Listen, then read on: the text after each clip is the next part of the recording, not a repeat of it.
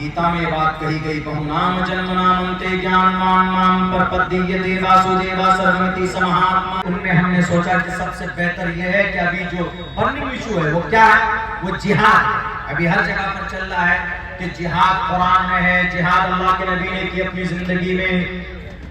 तो आप लोग भी सोचेंगे कि अरे ये जिहाद क्या है। कुछ लोग जो कम पढ़े लिखे हैं वो ये समझते होंगे जिहाद का मतलब लड़ाई करना, जिहाद का मतलब किताल करना, यही मतलब समझते होंगे। फौरन जहन में बात आती। और मीडिया वाले आजकल तो माशाअल्लाह उन लोगों के उनके अकाउंट भरे जाते हैं, बस वो ये कहते हैं नहीं जिहाद का मतलब तलवार उठाकर RDX गाड़ी में डालकर लाल किला के सामने फोड़ देना, हिंदू को मार दो, हिंदू जहन्नम में चला जाएगा और तुम स्वर्ग में जाकर जन्नत में जाकर हुए मिलेंगे। मीडिया वाले का यही कहना। हमने इसी पर कल बात की। हमने कहा कि अगर कोई ये सोचता है तो गलत सोचता है। इस्लाम में जिहाद का ये मतलब नहीं है। जैसे मौलाना तलहा साहब ने अपने सोसाइटी को बेहतर करने के लिए, गांव को बेहतर करने के लिए उन्होंने एक फाउंडेशन बनाया। इनका एक लक्ष्य है, इनका एक मकसद है कि अच्छी तालीम बच्चों को दें, गरीबों की मदद करें। तो ये गुर्बत और तालीम जिहादत के खिलाफ एक जिहाद है, ये भी एक जिहाद है। जिहाद का मतलब बदलता रहता है, जगह चेंज होगा मतलब बदल जाएगा। आप अपनी नफ्स को कुचलने के लिए अपने किसी भी ख्वाहिश नफ्स पर अमल नहीं करते, तो ये जिहाद बिन नफ्स है, ये भी जिहाद है। उसके बाद हमने उदाहरण लेके समझाया। हमने कहा कि कुरान करीम में है जिहाद वजाहिदु फिल्लाहि हक़्क़ जिहादी। इसको समझाने के लिए पढ़ा लिखा तबका होगा तो जल्दी समझेगा भी, और हमारे बच्चे पढ़े लिखे होंगे तो व्हाट्सएप में देखकर, फेसबुक में देखकर उनका जहन और दिमाग खराब नहीं होगा, फौरन समझ जाएंगे कि जिहाद का ये मतलब है। जिहाद का मतलब रणभूमि में राक्षस को मारना।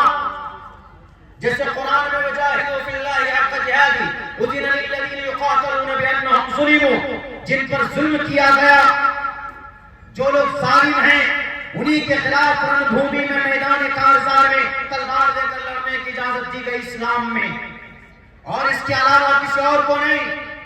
यही चीज रामायण इसमें ऋग्वेद में रुद्रवो गिरीमाश्रयित पिशाच अव ब्रह्मा द्विषो जहि तुरंतूर्य तरुषतः सत्यम विभाजनी। अव ब्रह्मा, जो ब्रह्मा को ना माने, ईश्वर को ना माने, उसको उसका सर तन से जुदा कर दो। ये वेद में। जैसे रावण के लंके में रामचंद्र जी गए, उसके लंके को मिटा दिया। क्यों? रावण राक्षस था, सीता को बचाना था। तो वहां राम ने रावण के खिलाफ जिहाद किया। महाभारत में पांडवों पर जुल्म करने वाला कौरव, तो पांडु लड़े, कुतस्तवा कश्मलिदम विश्वेशम उपस्थितम अनार्य जुष्टम कीर्ति कर्मजुना। लड़ो ए अर्जुन, लड़ो, राक्षस के खिलाफ लड़ो। तो पांडवों का कौरव पर लड़ाई करना ये जिहाद है। वहां पर अंधकासुर को मारना, दुर्गे माता का, ये जिहाद है। तो ऐसे ही अल्लाह के नबी अलैहिस्सलातु वस्सलाम शुरू से कोई जिहादी थोड़े थे कि नहीं। शुरू से आप अलैहिस्सलाम तलवार लेकर काम करते थे। नहीं मालूम तो मालूम होना चाहिए। ए दुनिया शायद तुझे नहीं मालूम, ए मीडिया वाले अगर नहीं मालूम है तो हमारे उलमा की तकरीरें सुन लिया करो। अगर अल्लाह के नबी तलवार या जिहाद वाले अगर लड़ाकू होते तो 13 साल तक नबी मक्का में रहे। नबी पाक अलैहिस्सलाम के ऊपर कितनी जुल्म ज़्यादती की गई, सहाबाए किराम को इतनी अज़ियत और तकलीफ दी गई। आज तक किसी इंसान को, किसी जमात को इतनी तकलीफें नहीं दी गई। हजरत बिलाल हबशी के जिस्म में सुराख किया गया, नबी सामने रहते, सब्र की तलकीन करते। हजरत खब्बाब बिन अरत को अंगारों पर लिटाकर खून दिया गया, नबी ने सब्र की तलकीन की। बीबी सुमैया के जिस्म के 2 टुकड़े किए गए, नबी ने सब्र की तलकीन की। हजरत जुबैर की आंखें निकाल ली गई, अल्लाह के नबी ने इंतकाम नहीं लिया। यही नहीं जनाब, اور بھی بہت ساری چیزیں ہیں. اللہ کے نبی نماز پڑھنے جاتے بیت اللہ کے قریب تو ان کی گردن پر اوجڑیاں ڈال دی جاتی. حضرت ابو بکر کو اتنا مارا کہ جان نکلنے پر آنے کو تیار. 3 سال تک صحابہ کو ایک گھاٹی میں بند کر دیا گیا. نہ کھانا نہ پینا نہ کچھ, نہ پینے کے لیے نہ کھانے کے لیے نہ اڑنے کے لیے. 3 سال تک نبی کے صحابہ بھوک سے تڑپ تڑپ کر مر رہے تھے.